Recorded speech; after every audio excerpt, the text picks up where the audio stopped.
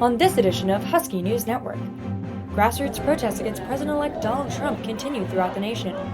It makes you think, what kind of country do we have here? And you just kind of have to go out. You don't even think about it. You just go out and say no. A group of activists are fostering conversations about racial justice. And a charity teaches young adults with disabilities to play music. All that and more on this edition of Husky News Network. Hello, and welcome to this edition of Husky News Network. I'm Danae Bucci. And I'm Ellie Williams. Boston City officials joined the national protest against President-elect Donald Trump at a rally on the steps of the State House. This was just the latest in many protests happening across the country. Reporter Elijah Kaplan takes a look at this anti-Trump movement. Citizens have come out to voice their concerns about the election of Donald Trump in more than 80 cities across the country, including Boston. Starting the night after the election, protesters voiced their outrage and determination. Trump got elected. That's the reality. Now we need to mobilize against him. So we got to start movements to challenge every single right-wing thing that he does. Often, students are leading these demonstrations. Here at Northeastern, the group Students Against Institutional Discrimination gathered on Centennial Common. There's a lot of people hurting right now after the election of Donald Trump as President of the United States. They're thinking about this, and we definitely just wanted to provide them with a forum to say the things that they're feeling in a safe environment, and that's what we did. Mayor Marty Walsh voiced his support for the movement on the steps of the State House. We will protect our neighbors. We will stand up to hate in all forms. We will move civil rights forward, not backwards. Northeastern anthropology professor Jeffrey Juris says Trump is unlike any candidate he's seen before. What happened was the right was much more powerful than we had imagined, the radical right. And so you have Donald Trump coming to power, not just as a regular Republican, but as somebody who's really building his campaign around the white supremacy movement. Focusing on building a wall, focusing on Mexican rapists, focusing on rounding and not letting Muslims in. So all these things that made people very afraid. Nobody in my lifetime has done that. So defensive politics necessarily means proactive organizing and building a big grassroots populist agenda. And people, I think, know that viscerally. And now it's figuring out, how do we do that? And so I think that's where we are. Though protesters are voicing their fears of the president-elect's policies, the transfer to a Trump White House moves forward. With further protests planned in the coming months, it remains to be seen if these protests are the beginning of a larger movement or if they will die down once Trump takes office. For HNN, I'm Elijah Kaplan. Thank you, Elijah. But protesting isn't the only way students can have their voices heard, is it, Danae? That's right, Ellie. With social media, it's not hard to find a platform for your ideas. In fact, a Northeastern student is making national headlines after his comment about Second Amendment rights went viral. That is what Tausif Hassan said at an anti-Trump protest in November, quote, "Exercise your Second Amendment right. Make the NRA regret giving us the right to bear arms," end quote. The Huntington News published his comments, which were picked up by Breitbart. The Breitbart story went viral online, receiving more than 18,000 shares on Facebook. Hassan feels his comments have been taken out of context. The speech I gave was pretty short. I think it was 3 or 4 minutes. The comment that the Huntington News reported on was 2 lines that I kind of ad hoc made. That comment, exercise your Second Amendment rights, is about taking that issue away from the Republicans and reframing how the NRA has been discussing the issue, because that's really where we're losing. Editor-in-Chief Sam Haas of the Huntington News says his paper stands by the story and that it was a fair and balanced report of the said protest. Breitbart did not respond to our request for comment. Hassan says he received personal reactions from strangers on social media, but nothing overly upsetting to him. He told reporters he doesn't blame Breitbart for publishing his quote and that he wishes he had been more clear in his message. Now, the 2016 presidential race was a very controversial topic in America, one that's been covered extensively in the media. 5 Boston reporters talked to a group of Northeastern journalism students about what it was like covering the election. Also, how the candidates It was great speaking to Northeastern students, and it was amazing how many questions they had. You could tell they were really journalism majors here, and a lot of really good questions and kind of thought-provoking questions just about the election, the media coverage of it, and obviously I think everyone was reporters and even people that have been doing this for years and years are pretty shocked and stunned by the election results, because I think people kind of came in with an idea that maybe this was Hillary Clinton's election, and then all of a sudden Donald Trump wins in places like Ohio and Wisconsin, and totally came out of nowhere. And I think that was a big shock in a lot of newsrooms across the country. Now, there have been a lot of intense conversations in America following the election, and for some, the focus is on division, for others, unity. Here in Boston, a group is using improv theater to start conversations on racial justice. Asian Americans have long been considered to be a non-political group in the United States, but community organizers in Boston are trying to change that. Activists with the Asian Pacific Islanders for Black Lives have teamed up with college students to foster conversations about anti-Black racism and what Asian Americans can do to fight it. I know there's interest in talking about anti-Blackness and in talking about class at Tufts in the Asian American community, and I think that those are really important conversations to have.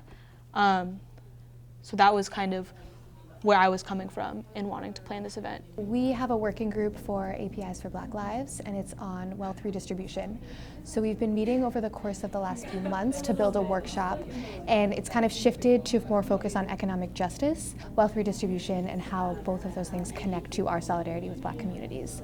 The workshop included a brief lecture by Bishop on the connections between racial equality and wealth distribution, as well as small group discussions and a skit acted out by participants to show ways people can talk to their families about racial justice issues.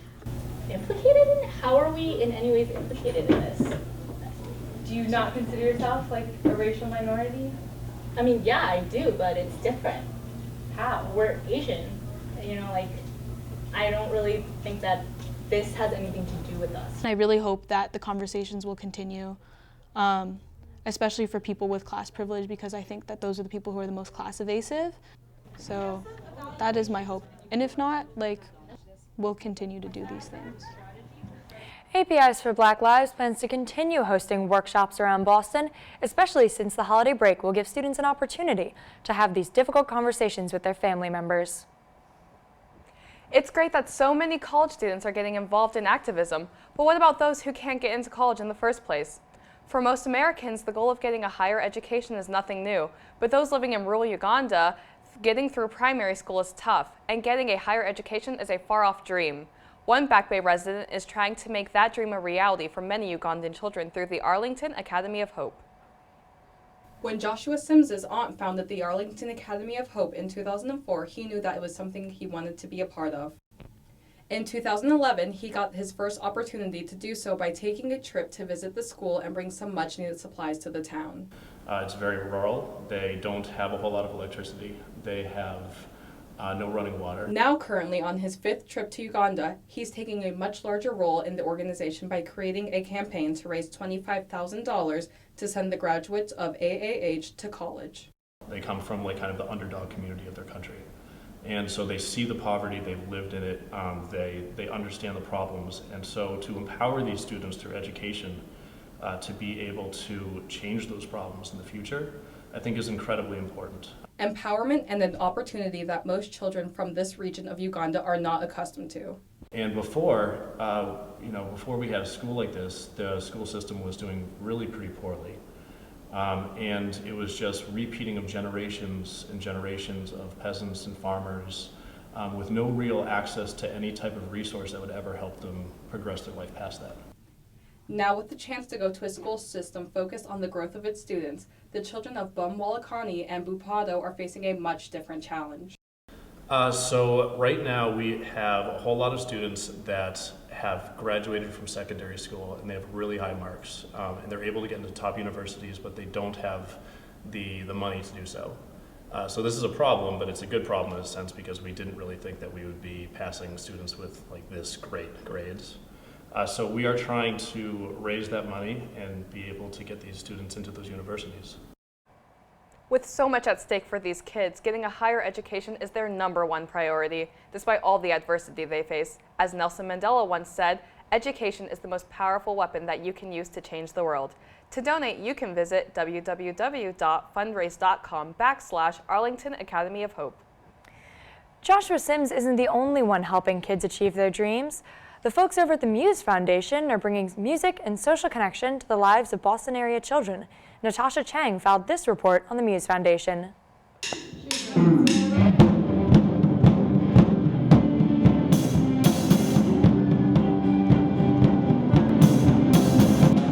The whole purpose of Muse is to help students have a peer connection with each other and to foster social connection. We find students that have a love for music and want to have involvement in a rock band. Sadly, after school ends, a lot of special education students aren't given as much opportunity to interact with peers. It started off with a private lesson for her student Shri, which then grew into a small band and resulted with a concert for friends and family. It was like just a moment where there wasn't even any processing behind it besides just like, this is like one of the most joyous moments of my life.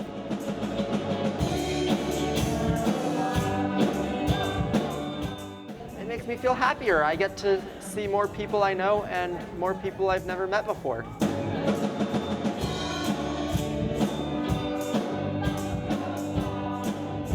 Because it's tricky for these young people to build up social relationships. And that's, for me, the number one thing, because she has an opportunity to be in the limelight and to shine and to have people look at her and say, wow. We're in some ways working so hard to build this great thing while we're flying it. You know, I want Muse to be successful. I want Muse to be something that is around for like the young adults who are playing in our bands now. I want them to still be able to play in our bands like 20 years from now. It was so great to see how happy the students are, and it really made me so happy to, you know, to share that happiness with them. Here with us in studio now is Natasha. Hi, Natasha. Hi. So tell us a little bit about what this experience was like for you. It was such a moving experience to be in the room and to see these kids and to see how much of an impact that music can actually play in their lives. I remember talking to one of the kids and asking them, you know, what is Muse to you? And he says, well, I'm in a room full of my friends and we're playing music and we're playing songs that I love. And for him to say that, and I know I spoke to one of the founders and they said that these kids are usually socially isolated, so to come and to be, you know, having such a great time playing all their favorite songs was just an amazing thing to see. That does sound like an amazing experience. Thank you so much for coming in Thank for us. you for having me tonight. Of course. Thank you again, Natasha. Now, there are many cafes and bakeries in Boston, but the Oakleaf Cakes Bake Shop says they take the cake. Located on Mass Ave, right in the Northeastern neighborhood, this cafe and bakery is definitely on our bucket list. HNN's Naya Gonzalez went to check it out. Making appearances on TLC and the Food Network, this bakery has become world famous for their beautifully crafted artistic cakes. The Oakleaf Cakes Bake Shop employs Boston artists and bakes everything from scratch with real ingredients. Make everything from scratch on site. Stuff comes in as bags of sugar and flour and leaves looking like the cakes that you see, so there's a lot of hours that happen. People come in with all sorts of crazy ideas for cake that they want us to come up with, and I've never heard us turn something down because, you know, oh, that's too weird, or that's too difficult, or that's too complicated. So I think that's pretty special. All of our staff is very talented. There's bakers, decorators, artists. Most everybody who works here is an artist of some sort. Every week and every day is totally different because the weeks revolve around custom cakes. On Sunday we make like all the lists of what we need to make, what we need to bake, what we need to prep for frosting, what we need to make for extra decorations. Monday, Tuesday, Wednesday is doing like prep work. So for bakers it's like making cookie doughs and making whatever. And then the decorators make like the sugar flowers and the figurines and stuff. Saturday is when most of the cakes are due. So that's kind of the process. We did a cake for Symphony Hall that was like stacked instruments. And you don't get to do that a lot of places. And someone comes in and is like, can you make a cello out of cake? I'm like, well, yes, actually, we can do that for you. Those cakes really looked amazing. Thanks, Naya. You know, checked out those cute little holiday cookies at Oakleaf. And speaking of the holidays, we are almost done with the semester. So to all of our stressed out Huskies, good luck on finals. And remember that winter break is just around the corner. For HNN, I'm Ellie Williams. Yes, winter is coming, so I'm Danae Bucci. Thanks for watching.